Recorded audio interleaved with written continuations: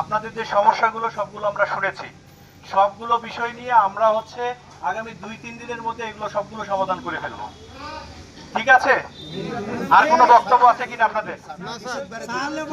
আমরা বৃহস্পতিবার বা শুক্রবারের মধ্যে সবগুলো ইস্যু অ্যাড্রেস করব আমরা। আর কোনো বক্তব্য আছে কিনা আপনাদের? আপনারা এখন চলে যান। আমি আপনাদের বিষয় বলছি যে আমি ব্যবস্থাপনের ইউনো